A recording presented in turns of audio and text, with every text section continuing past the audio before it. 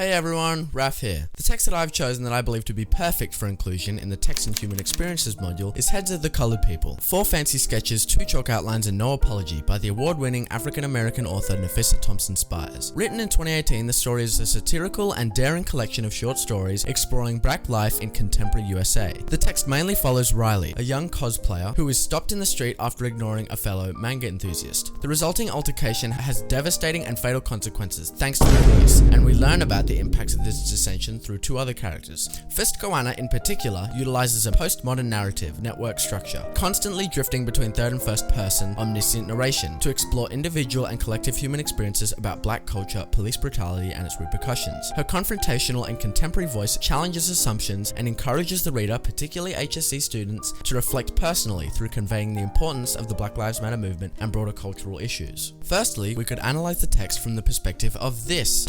and we could use this quote. You would think with his mocha chocolate yaya skin, and yes, there is some judgment in the use of you, that Riley would date white or Asian women exclusively, or perhaps that he liked men, but you'd be wrong on all counts. Here, the over-description of his complexion has a satirical effect, essentially mocking the reader for caring too much about the color of one's skin, and the unimportance that it should have on the story. However, we learn about this more later. Additionally, the cheeky allusion to LaBelle's 70s hit serves as a catalyst to her playful tone, while sustaining the theme of black power. Thompson-Spires further ridicules the reader through breaking down the 4th wall in, and yes, there is some judgment in the use of you. If this isn't a perfect example of challenging assumptions, I don't know what is. Thompson-Spires literally tells the reader that they are wrong for assuming Riley's sexuality based on his appearance, which acts as a metaphor for having any judgment based on anyone's appearance. Nafissa literally tells us to stop assuming things. Furthermore, if we were to look at this text from the perspective of this rubric ...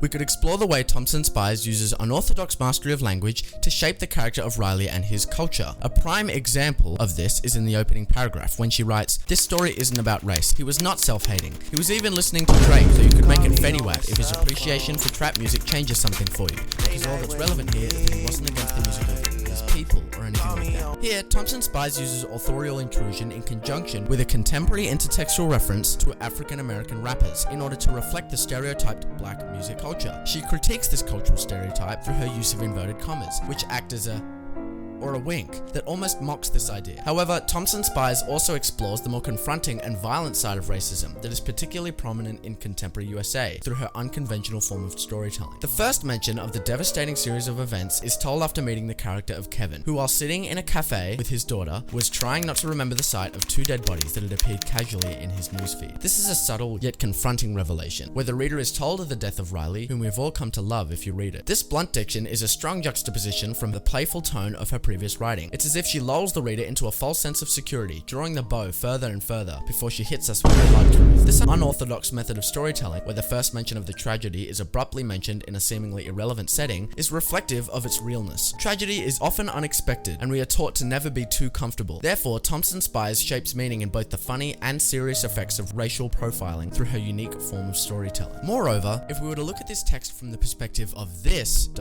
we could use this example. And if there is something meta in this narrator's consciousness and self-consciousness, or this overindulgent aside, it isn't meta for the sake of being meta.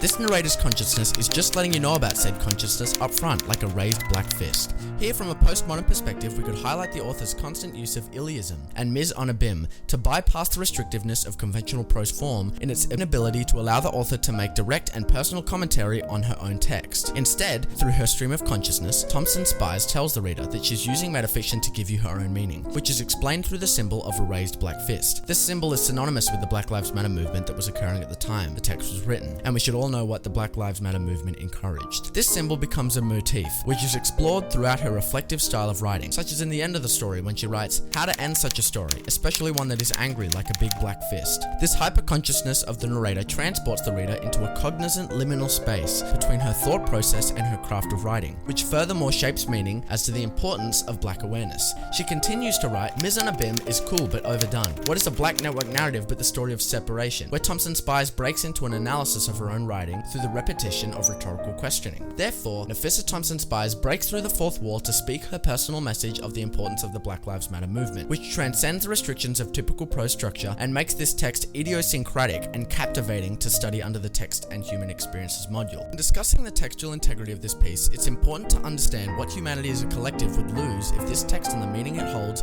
was to vanish. Through the analysis of the aforementioned syllabus dot points, I believe the meaning of this text serves as a creative yet confronting reminder of how humans both individually and collectively can experience and or perpetuate racism, whether it be subtle or confronting. It explores real and harsh human experiences of contemporary racism and broader cultural issues. If Thompson-Spires' message of awareness that even the most seemingly innocent people can be caught in the whirlwind of racial brutality, the world would be oblivious and desensitized to the damaging repercussions of prejudice, assumptions, and carelessness. Thanks and goodbye.